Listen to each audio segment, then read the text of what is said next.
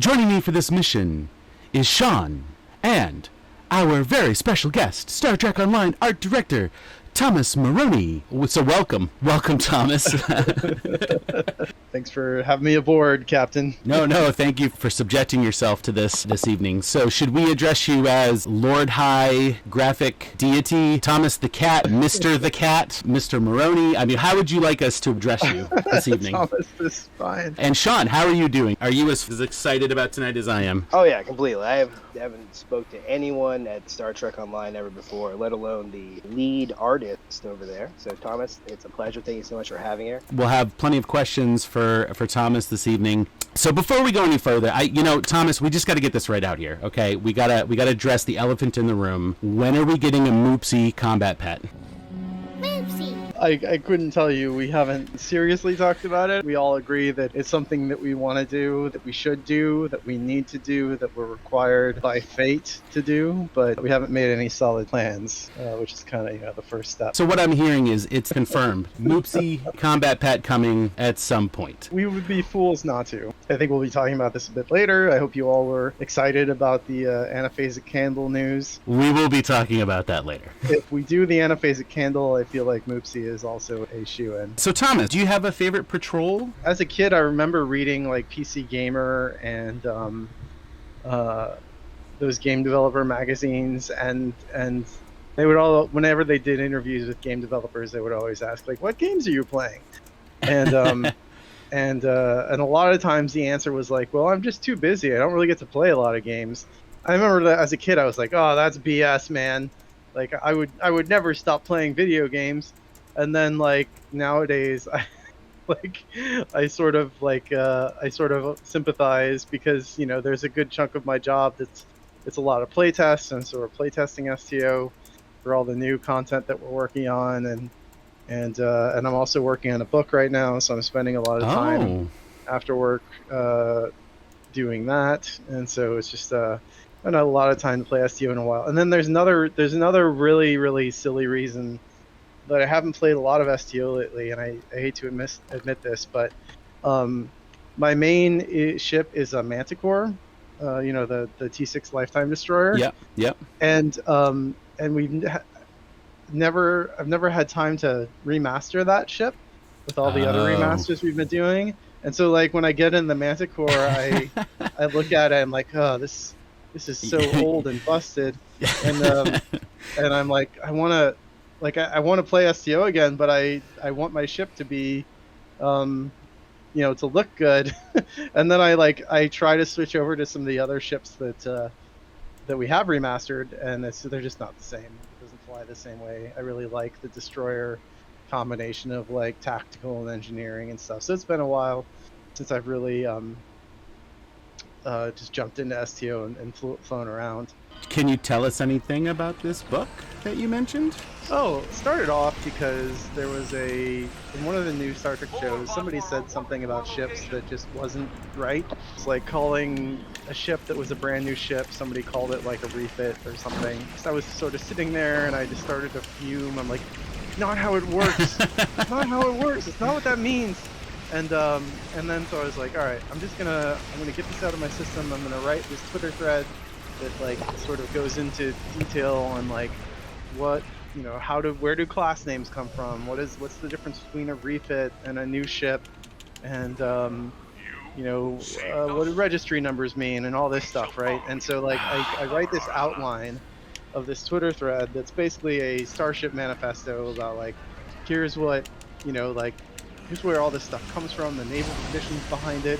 Here's like how it's been used and changed in Star Trek over the years, from the original series all the way through, Discovery, Picard, Prodigy, Lower Decks, etc. And then I'm looking at this outline, and I'm like, this is not a Twitter thread. This is like a book. Wow. There's no way I could do this in a Twitter thread. And so then I was like, all right, well, I'm in it now, and I started writing, and I finished the text earlier this year. It's about 35,000 words, and so now I'm working on. I'm hiring a lot of great Star Trek artists from Twitter to do work for it, to illustrate it, and I'm doing some illustrations and graphics and stuff myself. Wow. And yeah, so it's essentially like a just a guide to it's more of a like the TNG tech manual is sort of like the what the what of like this is what the ship can do. Here's sort of how the technology works, and the what I'm working on is kind of the why. Like here's all the tradition and the history and sort of like reconciling the canon mentions of stuff like in a more digestible way, sort of. Yeah, like, but also looking at like the real. So I mean, a lot of early Star Trek, especially the original series, is rooted in like real naval traditions, right, and behaviors and stuff. And so like looking at that and explaining where that stuff comes from, because like to some extent, a lot of new Star Trek, when it comes to the world building, kind of feels like a copy of a copy. Yeah, like yeah, I know exactly what you mean. And so trying to get back to those things, those concepts, and the mythology that inspired, a lot of the original Star Trek. My hope is to help people kind of reconnect to some of that stuff and enrich the world beyond, beyond the jargon and the like, or the just sort of like, oh, this is a word that showed up in Star Trek before, so we're going to use it again. But like, yeah, but what does that mean? Where did that come from? Like, what's the context, right? So it's really a lot about context and world building around Star Trek ships and Starfleet and life in Starfleet. And my hope is to help people. If you're a writer or an artist and you want to design your own ship, or you want to write fan fiction or actual Star Trek stories, if you're a professional Star Trek author, or you're playing Star Trek Adventures or whatever, my hope is to give you a toolbox to think about the Star Trek universe in a more, in life in Starfleet in a more like holistic way, beyond just, shoot the phaser at the guy or whatever. Is there a timeline when we might be able to see it? We'll see. I'm working on a pretty intense, like right now, like I said, the writing is done in its current draft, but then right now I'm just trying to get everything illustrated, and I'm paying all the artists, so all that money is coming out of my pocket and everything. Right. So I have to sort of pace myself and sort of just like, I would love for it to be an official book, but if that doesn't happen, then I'll just be releasing it for free, probably on Twitter or something as a PDF for people. So wow. I would hope that I hope early next year. I mean, I'm sure you have John Van Sitter's number, right? So you can just make that happen, right? I do, and there you go. See, problem solved. I have his email. I don't have his number. But having somebody's email address doesn't necessarily mean right. Get your email or reply to it. So we'll see what happens. But one step at a time. I like certain people, I can explain what the book is, like like your reaction, like you got excited and you understood it. But like I think some people, and I'm sort of saving a real solid pitch for when it's done, so that you can see, like, because I think having all the art and the layout, that's going to help sell it to people who don't really understand. Yeah. Just from the elevator pitch, like what I'm talking about or why it's important or interesting. Yeah. So it's really, and I have no illusions that it's a very niche idea, it's a very niche product, and so if that's all it is, and people just and I just give it away for people, and it becomes a free resource online, like that's cool too. It's just something that I kind of got a hold of me, and I just want to make sure that it gets out there into the world. Thomas, do you have a Jem'Hadar character or a gamer recruit? When you guys, since you're working on the game, like, do you ever, when new content like that comes out, or any like recruitment event comes out, do you ever just like go in and make a character just to check that off, even if you don't like level it up? Yeah, I have a gamer recruit. I made sure to make one. Typically, whenever we do whenever we've done a new recruit, I'll make the recruit even if I don't think I'll have time to play it, because I just want to make sure that I've got that on the roster, because there's a lot of cool stuff that you get from them. I have a TOS recruit, Delta recruit, and a Gamma recruit. I think I have a Klingon recruit too. And I will say, I won't be specific, but there is a new Starfleet based space weapon set coming that I think people will be excited about. It's not super crazy, but it's another spin on the Starfleet weapons. But how many characters do you have, Thomas? I think 6-ish, something like that. Okay, that's respectable. Yeah. It's basically one of every faction and maybe two. I know I have 2 regular Starfleet characters because I had the first one, and then I changed my main early on to be a different character.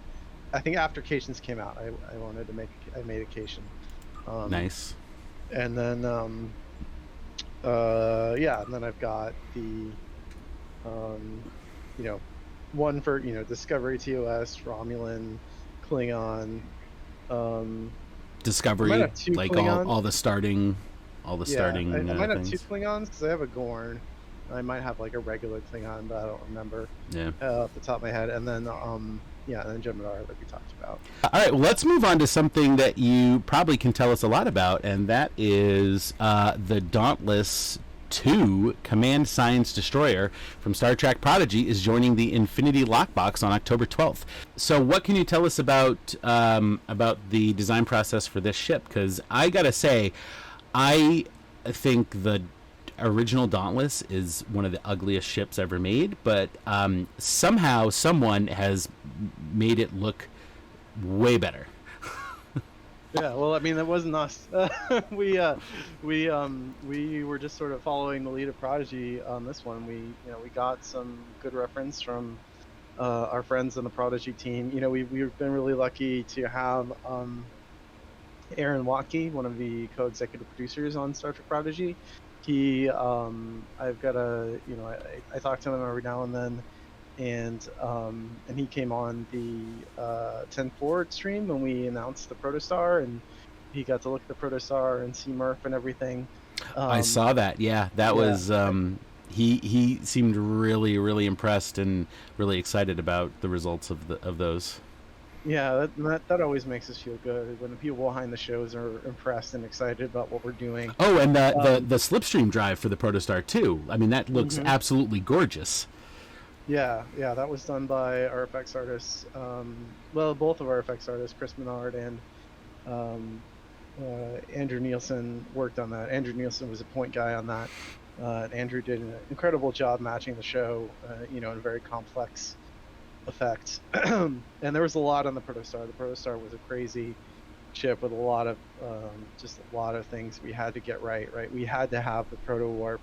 That was, even though it's funny because it's like not a lot of people, run around in subspace and or in sector space as much. Like, at least I think that's the assumption around the office, is that just like people are, they're basically transwarping everywhere, because why wouldn't you? Right. We set it up to be as easy as possible for people, so even though there's not a ton of utility in the proto warp, it still was important for us to include it, because that was a huge part of the Protostar's identity. But let's go back to the Dauntless. So when we started working on that, or we knew that we were going to be working on it, I reached out to Aaron, and he connected me with another Prodigy producer, and they gave us some good renders of the Protostar, and I shipped that off to Tobias Richter, Starship Artist Extraordinaire, who's we have a great relationship with. He's modeled a lot of ships for us for STO, and we'll be modeling a lot more in the future. And he, it was a complex shape. It was hard to get right. We went back and forth a couple times, making sure that certain proportions were correct, because it's so smooth and kind of weird looking. But no, Tobias did a great job bringing that new Dauntless to life. Unfortunately, it does not customize with the existing I was Dauntless. I was actually just going to ask about that. And did having the original Dauntless help at all? Did Really. Prodigy didn't build it off that at all?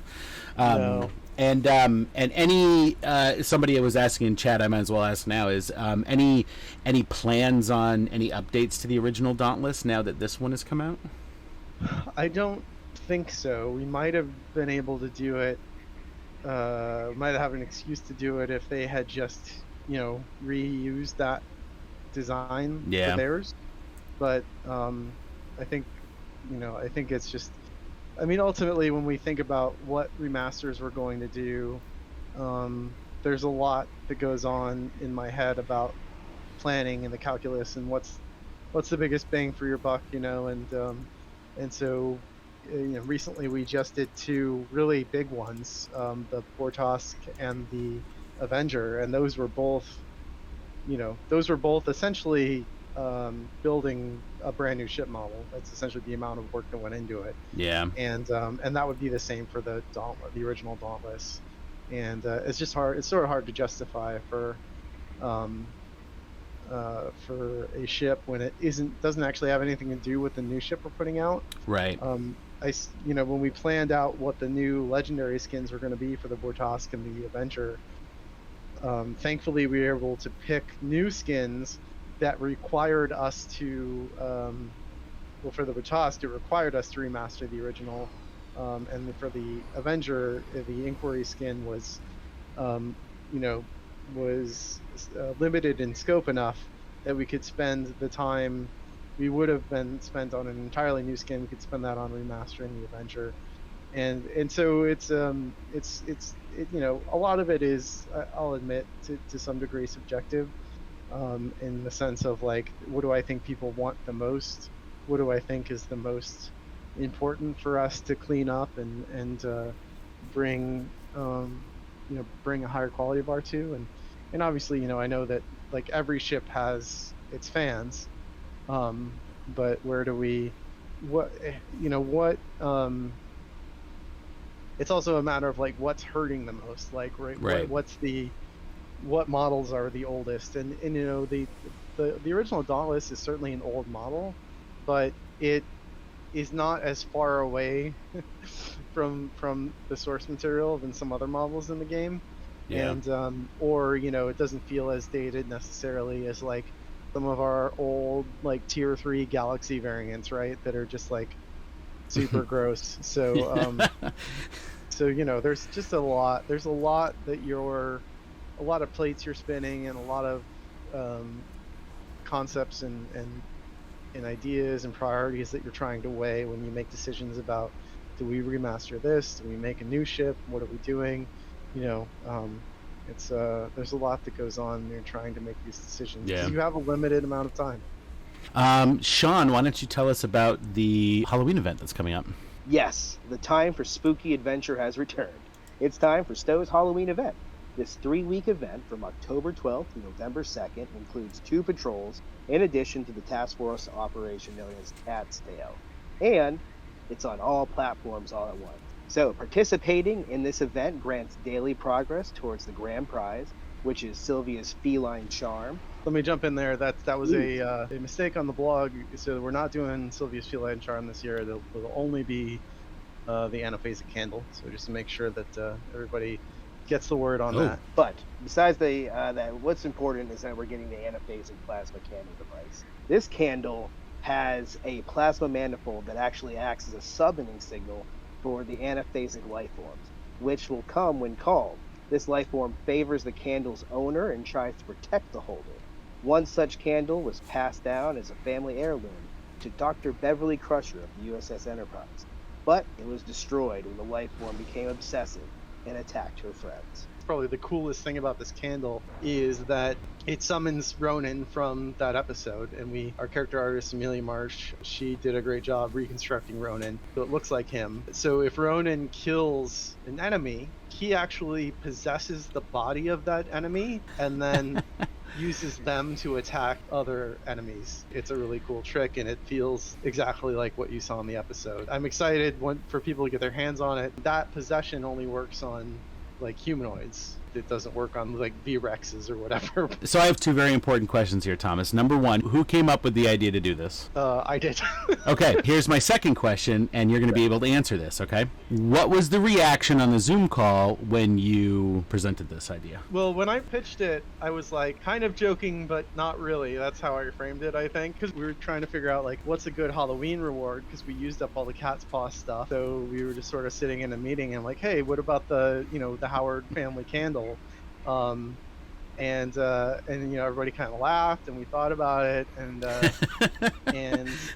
and then we were like, well, our systems designer, one of our systems designers, Jonathan Herlash, he usually works on ships, but he's got a great mind for this stuff, and he was like, I mean, aside from all the the meme-y stuff about it, like we could actually turn that into a really cool item, because there's the Palpatine lightning, and then there's the possessing the dead body and having that shoot lightning at people too, and like that would be a really great summon. And so everybody was like, oh wow, this could be like, and obviously we get the joke, we're in on the joke, and we're walking a fine line, because we don't want to make anybody uncomfortable. So Right, there's no like coercion or charming or anything like that with this. It's not, we're not trying to lean into that part of it, because that's all. It's that episode is kind of like a Harlequin romance, but we want to make sure that anybody who engages with it on those terms, they're sort of doing that because they want to, not because they Right. have to if they're using the item, right? Not the way So- Beverly engaged with it. Gotcha. Okay. Right. And so we leaned into the, oh well, you summon an ally and he shoots people with lightning, and then if they die, then they he possesses them and they shoot people with lightning. That's a really cool, powerful item, right? And so there was enough there without treading into the meme territory, but we know that's going to happen. Like we understand that the people who want to are going to have that kind of fun with it, and that's great. I mean, like there's a that it's been interesting as a Star Trek fan to watch how that episode has evolved in the consciousness of fandom over the Yeah. years. Yeah. It used to just be everybody just, oh, that's a terrible episode, Sub Rosa, that's one of Yeah. the worst, And now like people kind of approach it on its own terms, and they see the fun and the to some extent the spookiness of it, and the and they're having fun with it, right? And I think that has a lot to do with Gates McFadden's reaction to that episode too, because she constantly references it and makes fun of it, and I think that that has certainly helped in that regards of how the fandom sort of approaches that episode now. Yeah, absolutely. I think that's it. And then in Star Trek ship posting, like I think that has been one of the mainstay memes of that of that giant Facebook group. And so but I don't think we would have been as keen to do it if it didn't have such a big mind share. But it's a natural fit for Halloween, and obviously people got excited about it or talking about it. Yeah. And we have fun with it. I'm really proud of how it turned out. Amelia March did the model of the candle.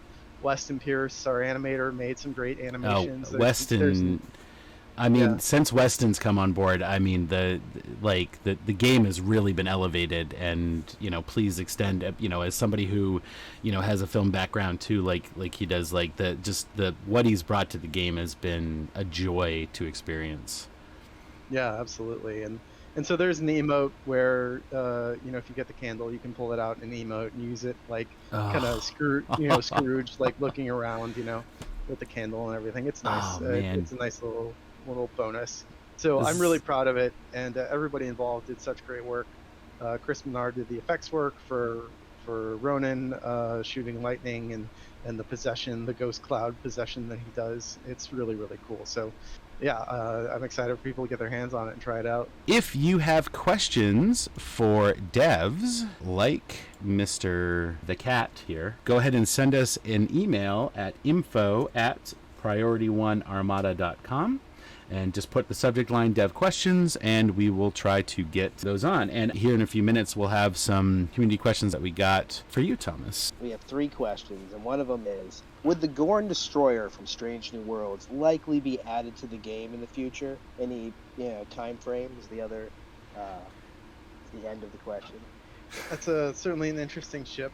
I think we would have to. It's such a weird shape, and really hard to parse from the reference in the show.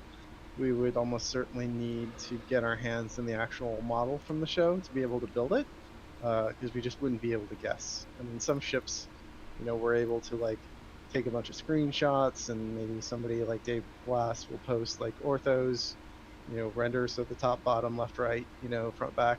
But for that specific Gorn ship, it is so complex and weird, that I think the only way we'll do it is if we can get our hands on the actual like show used model from the production. So that hasn't happened yet. I would love to get it and go from there. But if we do, we will. But for now,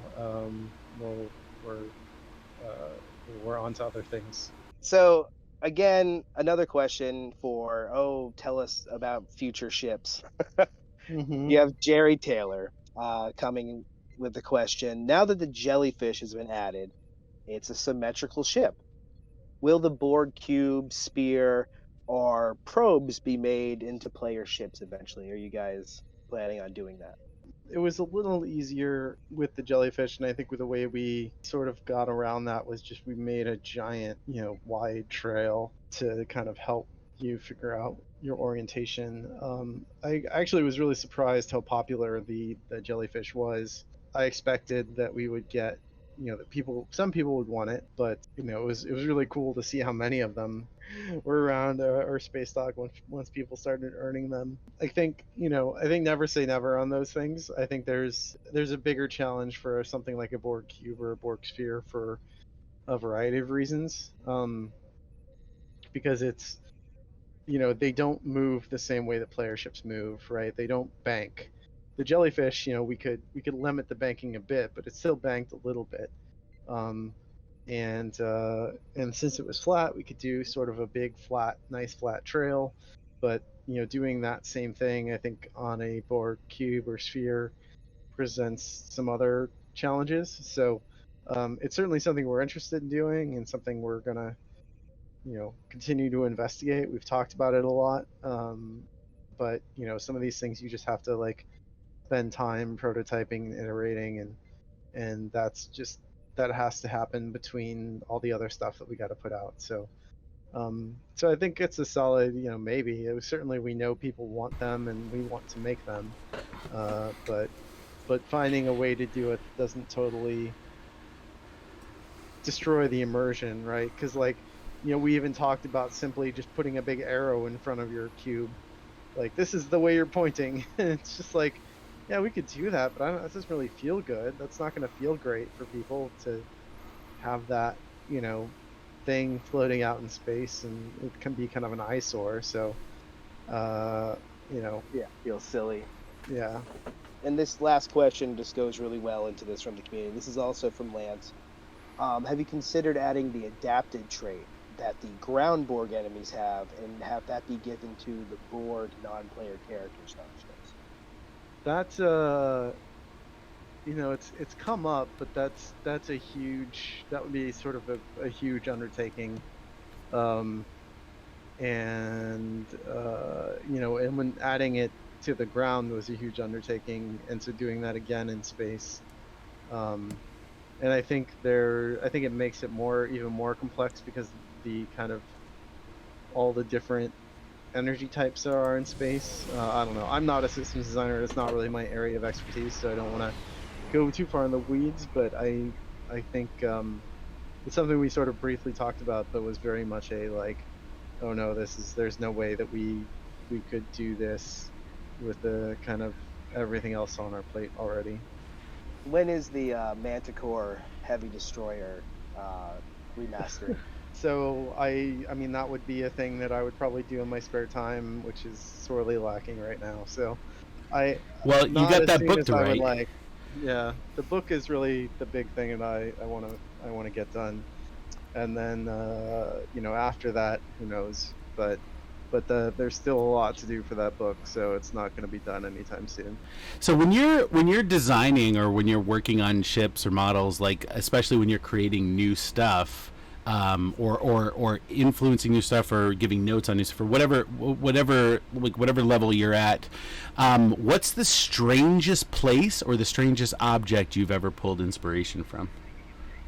One of our concept artists, our main concept artist, Hector Ortiz, we sort of share him with the other projects now, but Hector is a brilliant artist, and he's done so many of STO's, iconic ship designs that people fall in love with in the last 5 or so years. The Gagarin, Hector designed that. That's one of my favorite originals. Yeah, I think that's one of the sort of the ones that's been elevated. He goes to a lot of places. He goes to like cars, like sports cars, high performance cars, yachts. He looks at a lot of yachts, but he also looks at strange things like plankton. Like if you look at I think he has this book of just like super high, macroscopic. Oh, in a book? winds. Because you said yachts and then plankton, I assumed that like he's at a dock and he's like, "That's a nice yacht," and then he shoves his face in the water. Oh, look at that plankton! No, he's got a book. Oh, okay, that makes a little bit more sense and probably a little drier, I guess. Yeah. But there's some interesting shapes in there in nature, right? And so I think that's probably one of our, looking at things like plankton and viruses, and especially for alien stuff that we're working on. The USS COVID-19. God. Too soon? Too soon. Yeah. Okay. Sorry. What's funny about that is we actually were talking about when we were in the middle of lockdown, or actually towards the beginning of lockdown. We were like, should we do a I think we were like, should we do a macro copy TFO? And it was like, no, it's too soon. Maybe when everything's over, we can do it. But, maybe like 5 years after everything's over. Yeah, but not right now. But we're getting to that point, though. I think maybe we could do it soon. It'd be a lot of fun. So this actually ties into my next question, but there's a board game called Pandemic that came out years ago. Oh yeah. And have you ever played it? Uh-huh. Yeah. Okay, so shortly after lockdown happened, they actually released online an official starting variant where you could recreate the COVID-19 pandemic in the game and try to solve it. Wow. Yeah. So somebody else had that idea and they went with it. They didn't second guess that. So also in those pictures of your office, I noticed that you had the Star Trek Fleet Captain's game in one of the boxes. What other Star Trek tabletop games have you played, and do you have a favorite? So I played a little bit of Expeditions. I played a little bit of Attack Wing. The big one is Star Trek Adventures. TTR. I was actually on a Star Trek Adventures stream this morning. Oh, really? So it was a busy day. Well, not playing, but it was a continuing conversations. The show that they do. They have like a weekly show just talking about GMing and playing Star Trek Adventures, and so they were celebrating their 100th episode this morning with a big awesome. Stream with a bunch of guests and stuff. So I jumped in for that. But yeah, Star Trek Adventures is a big one. I love TTRPGs. When you get a good group, it's just really fun to kind of cooperate and make a cool story, and that's one of the great things about working with professional game designers is they make incredible game masters. Yeah. So I'm certainly spoiled as far as that's concerned. Well, it's my favorite Star Trek game. It's a tabletop game. It's a big one, but if you ever get the chance to play Star Trek Ascendancy, I've heard of it. Yeah, it's really good. It's sort of like an overview of all of the factions, where each player plays a faction, and they play over, they develop the faction over like hundreds of years, and they actually start off where they're not even in contact with each other. They have to make first contact, and then you can do trade agreements and stuff, and every faction has sort of like a shtick, sort of like a strategy. And my favorite is the Ferengi. They want to leave their ships in other people's star systems, and then when they give trade agreements, the person they give the agreement to gets more resources for every ship that they allow in their systems. So all they want to do is sell you stuff, and they can't the Ferengi can't gain culture from anything, but they can buy it. They can buy culture to win the game. So that's sort of one of my favorite mechanisms. But and Star Trek Adventures is amazing. I've been meaning to get our group back into a game, and that's always a fun time. And that Star Trek Adventures, they did a really great job with that system, in my opinion. And I think it's somebody. I had a GM say to me once, Star Trek Adventures is not a Star Trek universe simulator. It is a Star Trek episode simulator. Right, yeah. So that one's always fun. You've certainly cemented yourself as a very prolific contributor to Star Trek canon at this point. Star Trek Online, working with the guys on Picard, getting the STO ships into the show. Clear Skies, you helped design the Ross, right? Yeah, I designed the Ross, Clear Skies. The Ships of the Line calendar. What's out of all of those? Oh no, I'm sorry. Actually, my notes say somebody named DeBlanche Marrone designed the Ross. Is that right? What? Do you know what that's a reference to? No. Oh wow. Okay. So in Clear Skies, there's a character named after you on the show. Oh, okay. That is an engineer that I don't know as it references. It's a Tellarite engineer that they named after you. So. That's funny. But out of all of those like connections and contributions that you made, what do you have one that's just like really meaningful to you that you just kind of like have to remind yourself actually happened? Yeah, I mean, that's the question's maybe too easy, because I mean, getting to do, having like I'll never forget. I was on my way to Star Trek Mission Chicago in April 2022. Literally boarding the plane to go to Chicago for that convention, and I get an email from Dave Blass, and he's like, "Do you have the Enterprise F?" And that's all the email says. Like, "Do you have the Enterprise F?" That's the only thing in the email. and I'm like. I just like all of the sprockets in my brain start to like turn, and steam comes out. Like what's going on? What do you mean? Do I have the like? Why do you want the Enterprise F? Yeah, why does the production designer on Star Trek Picard, a canon Star Trek TV show, what does he want to know about the Enterprise F? And so I replied, I'm like, do you want the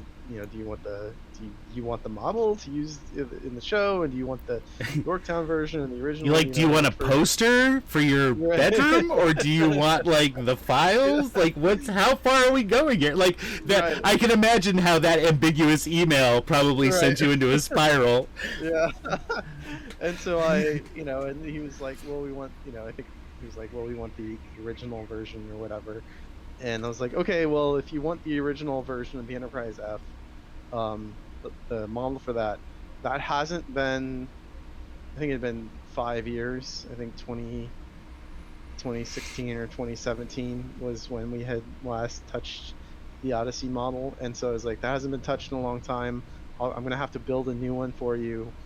When do you need it by? And he was like 3 weeks, or maybe I said, if you can give me 3 weeks, I can give you a new model that you guys can actually use. And he was like, yeah, okay. And so, and then I had to go to Mission Chicago and like not tell anybody that Wow. happened. Oh my gosh. Oh yeah, that's horrible. Wow. And then you probably could have floated. You didn't even need the plane. Yeah. You could have floated to Chicago. Yeah, it was well, I mean, and I still I did not let myself believe that it was going to be on screen until I saw it on the episode. I was actually in Florida when that episode aired with my girlfriend. We were visiting her parents, and we watched it together. And Wow. you know, and like I just didn't want to like. I just want to believe that it was, you know, going to happen, and then they cut it But at the you last saw minute or whatever. Oh, but you saw it in the trailer, right? Yeah, I saw it in the trailer. I mean, Okay. I guess that's fair. I forgot about that. Like that they put it in the very first trailer for the season, and that's really when I was like, oh, they mean it. Like this is actually going to happen. And millions of STO players were validated Right. in one moment. Yeah, and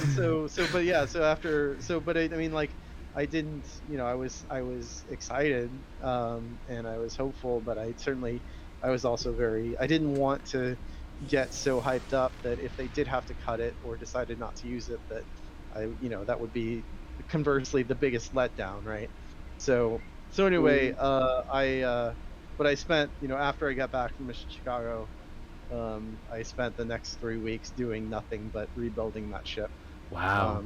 And somebody in the chat is asking, were you able to talk about it with anybody else on the STO team at that point, or did you have to keep it from them also? That's a good question. I don't really remember. I think I slowly told people. I don't think I told everybody on the STO team until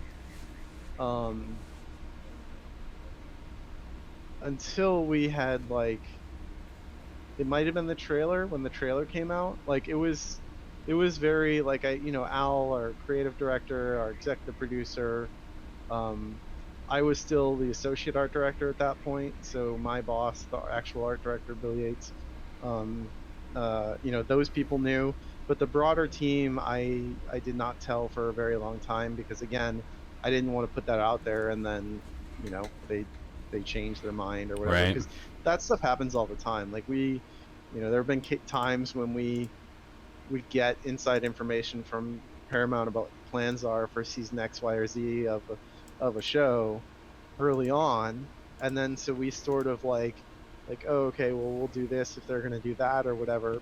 And like there was originally, with Discovery, Discovery was going to have Saru be the last Kelpian alive in the 32nd century or something,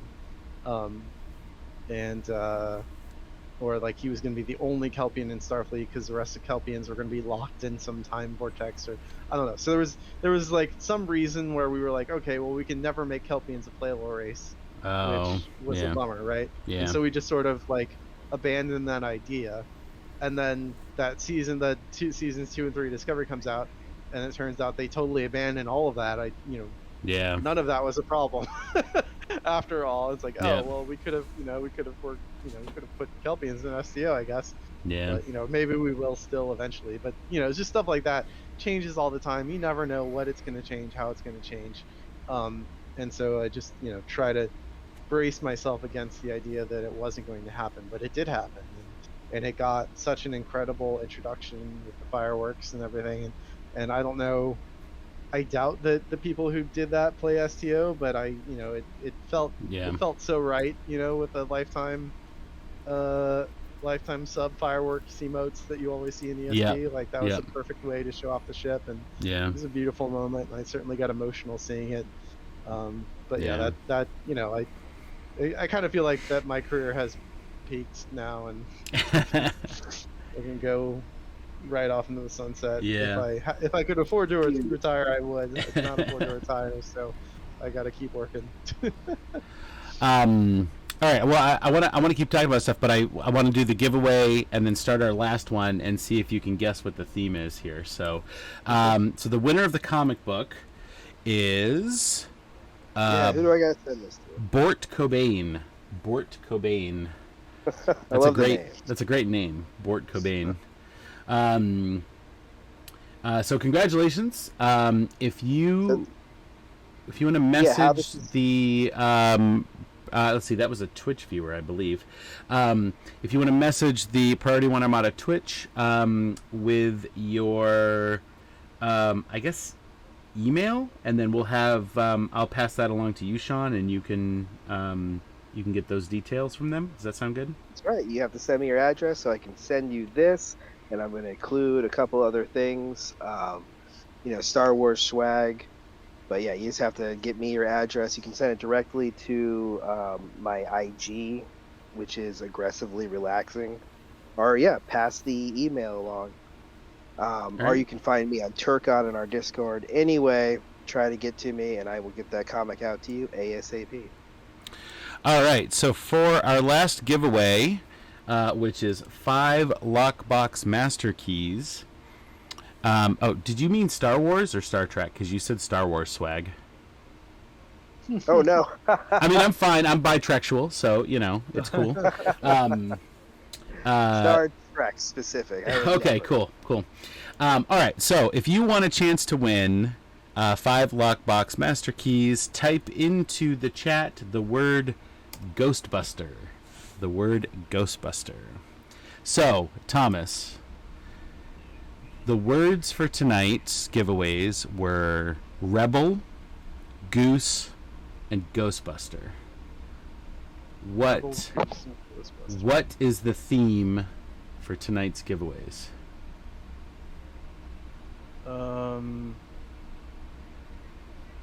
Rebel, Goose, and Ghostbuster. Wow, I thought... Yeah, well, I mean, okay, so, I thought, when I heard Goose, I was thinking Top Gun, but the Ghostbuster has me, through me.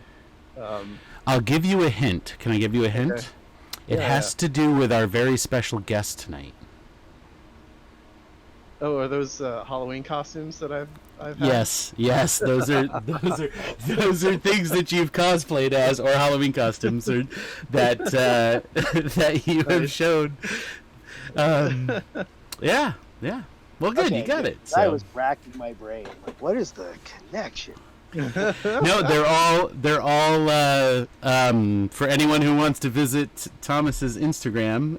If you scroll down far enough, you'll see Thomas dressed up as a rebel pilot, Thomas dressed up as Goose from Top Gun, and Thomas dressed up as a Ghostbuster. Which, by the way, the Ghostbusters glamour shots are incredible, Right? dude.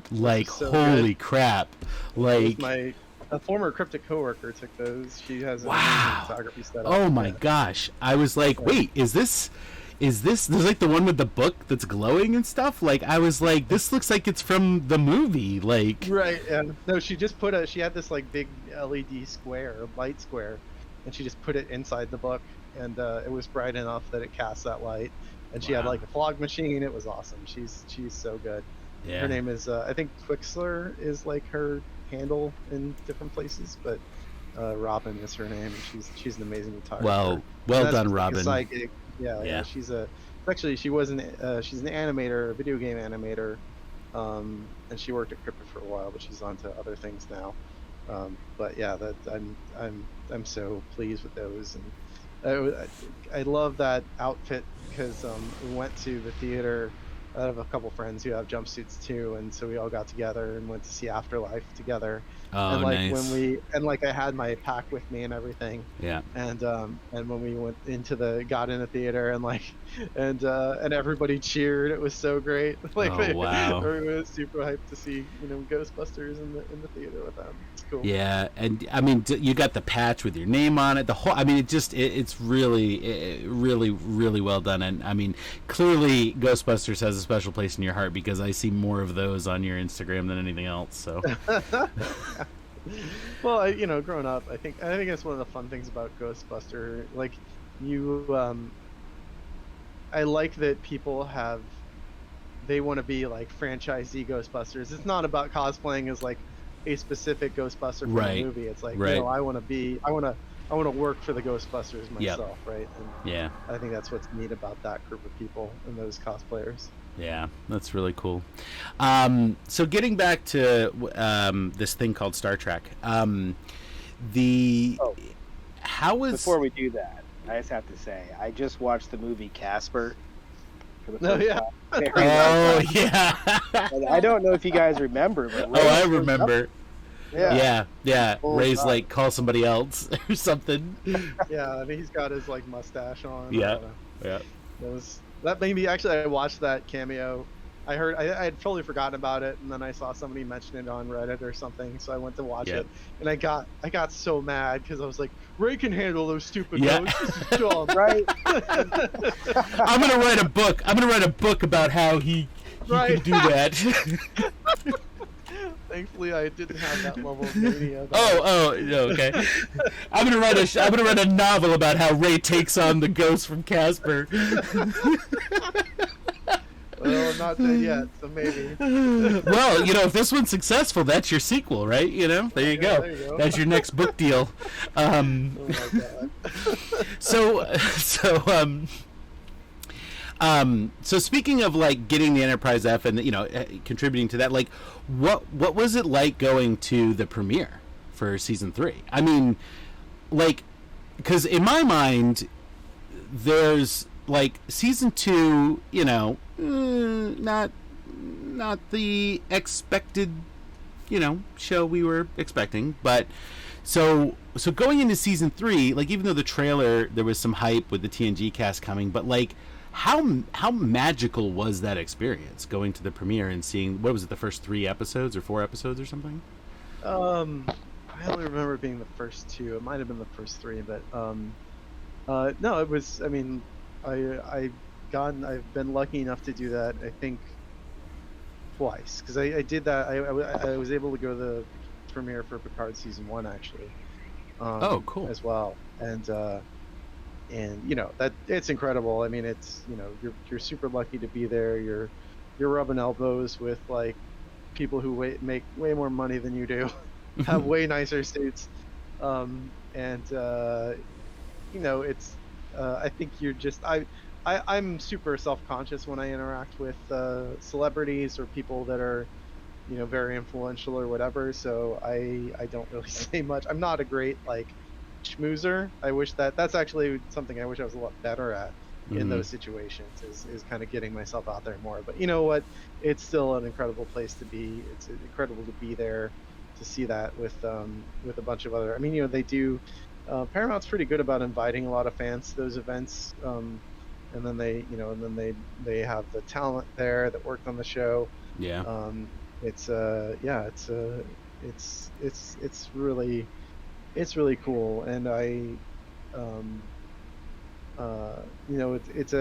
it's just a great energy to be among people who not appreciate the show, but the people who worked on it, and to be there with them when they see all of their hard work come to fruition, right? Because like even with STO, I mean, I'm lucky now as art director that I do get to see all the little pieces come together, and I can see what the effects people are working on, what the character people are working on, and like how, and I sort of have an idea in my head of how it's going to turn out, but still, it's not really until the end, or when you see streamers play it on launch day, that you get to experience it all together as like the complete package, and it's really meaningful to have people enjoy the stuff that you create. So it's certainly a privilege.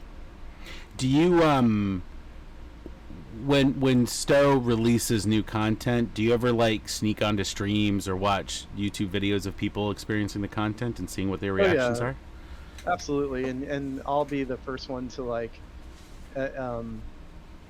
if somebody's streaming, Q is a big one. You guys, I think we've passed around clips. If somebody has I think you guys had the Inquisitor that got turned into the cat. I think that was a Priority 1 Armada clip that got passed around the STO team. Oh, nice. It's the Inquisitor, the Mirror Inquisitor. If you're using the feline charm, the Inquisitor gets turned into a cat. And there was like a really funny Twitch clip where that happened, and we just died laughing because it was like nobody anticipated that, and those are there are bugs that are annoying, but then there are bugs where you're just like, no, we're not gonna try to fix that. That's hilarious. Like that's a good thing. Yeah. That's fine. Not a bug feature. Yeah, not a bug, it's a feature. So speaking of like rubbing elbows and stuff, have you ever encountered any actors or crew members from the shows, or any production people, or anybody that's been involved in bringing Star Trek to our television screens and movie screens? Have you ever run into somebody that said they've played the game, like that you've kind of been surprised at, that people in the thing have happened? Yeah, I mean the main one I can think of is James Kerwin, who he directed Star Trek Continues, which was a fan production. Mm-hmm. He's friends with Kipley Brown, who's the voice of Camargue, and he's a big STO player. I'm not sure. And one of I think there's a character in one of the Discovery missions that he's Lieutenant Kerwin, named after. Yeah, Lieutenant Kerwin. Yep, I think it's a lieutenant, but yeah, and either way he dies. But I think all of us a nod to him. would dream of our characters dying in STO. So sure. Yeah, somebody in chat mentioned Sam Witwer. I think Sam that's Witwer, probably, yeah. Which has he actually been in Star Trek? He's been in Clone Wars. He's been in a lot of other stuff, but I don't think he's other than being in Star Trek Online. I don't think he's actually been in anything Star Trek. Mm-hmm. You want to know? Sorry, this is a weird tangent. I don't know why I'm remembering this, but do you know who was in Star Trek that boggles my mind? Taylor Sheridan. Do you know who Taylor Sheridan is? He's the creator of Yellowstone in 1883 and 1923 and Sicario. Wow. He's the writer of all that stuff, right? He was in Star Trek? He was a Mako in Enterprise. Nice. I'm not even joking. That's and so like wild. that boggles my mind when I discovered that. Anyway, sorry, it's weird tangent. That's really cool. So Sam Witwer was in Star Trek Enterprise season. Oh, okay. Cool. Everyone's always been in Star Trek. Yeah, who was? Seth MacFarlane was in Enterprise. I think Seth MacFarlane was. He had a cameo in Enterprise. That's pretty cool. Oh yeah. Sam Witwer played. Oh, he played a character in. Oh, he played a Zindio Boreal in Enterprise. Is that what you just said, Sean? Wild. Exactly right. Oh. Yeah, in the episode The Shipment. Oh. Yeah. Oh wow. The guitarist from Rage Against the Machine was also an engineer on Enterprise. There's been some weird cameos. So of like, what is that feeling? I mean, have you ever talked to somebody directly who's played the game that is kind of somebody who's been involved in other stuff, and what is that experience like, knowing that they are interacting with the stuff that you're helping to create, and in that way? Because I think that's the coolest thing. Like when I that 10 Forward episode with Sam Witwer just blew me away, because I know Sam Witwer is a huge Star Wars fan, and he is a huge nerd in general, and I've seen him decimate on Star Wars trivia shows, but he was spitting like Klingon factoids from like the Star Trek role-playing game from the 70s, and like these novels that I've never even heard of, and that's crazy, and it really exciting that these people who are involved in at that level of stuff get excited about the same things we do, and I think that's really cool. Have you ever had a similar experience where you just were like, wow, that guy really enjoys it, or that girl, or that person? Well, to that, I mean, about Star Trek, I think, there's the community. He's not a community manager. He's like I think his official title is documentarian, but he does a lot of video production for Cloud Imperium games, Star Citizen. Jared Huckabee. I know he plays STO, and he's got a really big following online. Disco Lando is usually, I think, what he goes by. And it's cool because he's got a really positive vibe, but he's he's accomplished professional. He's in the games industry, and I think he's worked in Hollywood and stuff, and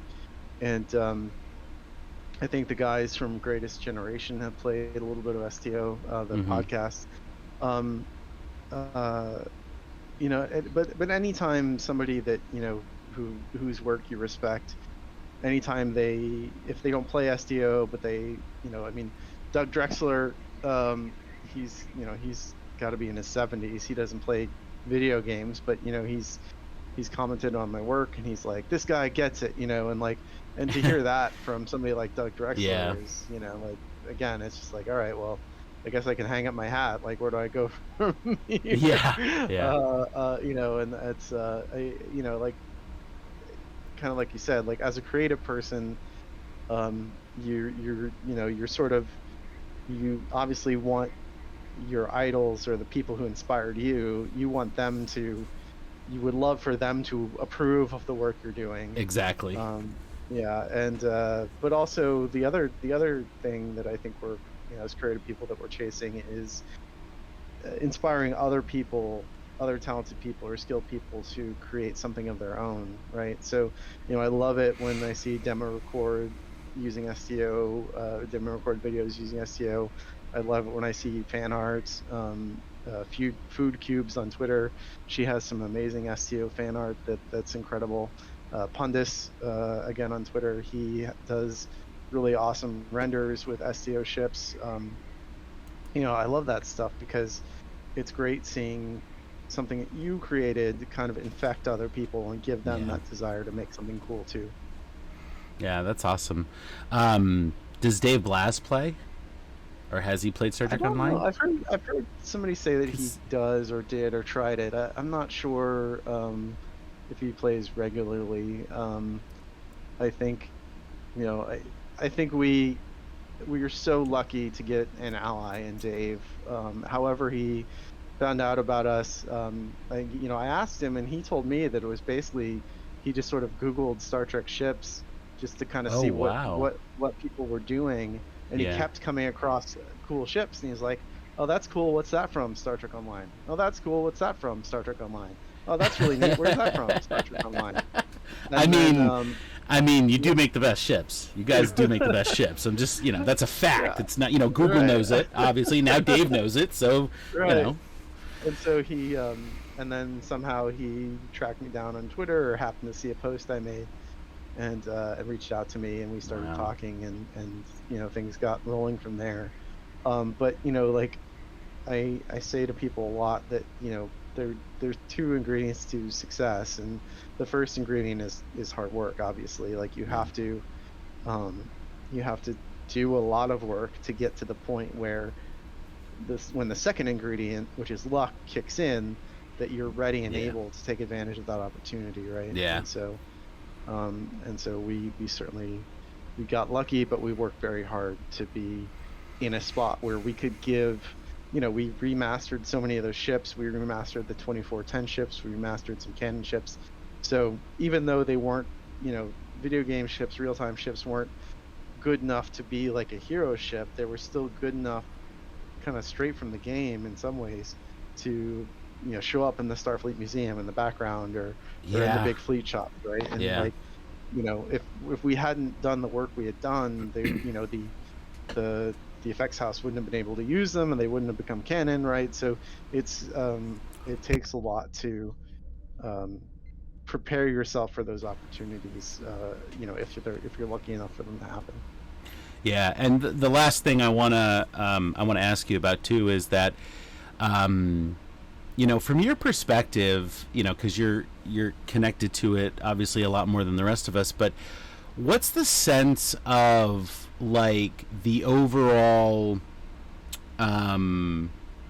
production of Star Trek media, and how it's somewhat integrating, or in the very least, you know, because I've heard Al talk about like these sort of story exchanges and things that were even happening several years ago, but you know, from my sense, seeing Dave Blas talk, you know, hearing you talk, seeing these things like the Theseus getting right into STO, or you know, the ships from STO being in Picard season 3, and even I think at the end of season 2 also, what is the sense of like sort of the camaraderie or the partnerships or the sort of connections between all the different medias? Because it seems like it's slightly more coherent now than it has been in a lot of years, and the people involved, the individuals like you and Dave and you know, and I'm sure John Van Sitters fits into that somehow. It just feels like people are starting to get more on the same page, or being more aware of what's going on, and so they can pull from these different corners a little bit easier. And I'm sure the technology has gotten to that point too, where some of that is easier, especially in regards to the TV stuff and the video game stuff. But is that your perception as well? Do you kind of get that feeling where you're plugged in? I mean, I think we have tools now where that sort of make it easier to seek out these people and opt in to interacting with them, right? Like I said, like Dave found me on Twitter and started a conversation with me there, and you know, I think and then like when I wanted to do Theseus, you know, like I reached out to Heather on Antos at IDW on Twitter and sort of started a conversation that way. So like we're able to network and interact in that way, and we also have more official channels if we want to go that route. But I think the thing that's cool about how people are interacting in some of these online spaces, as much as they will last, we'll see.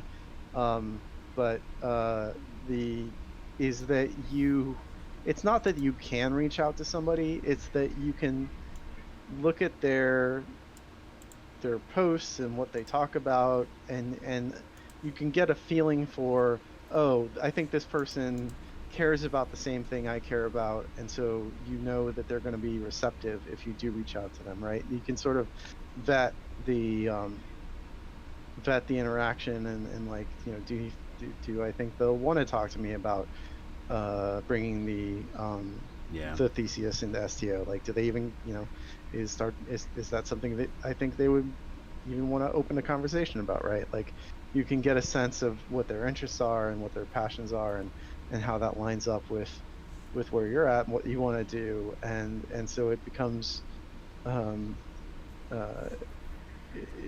bit of an icebreaker, which helps a lot of these conversations get rolling.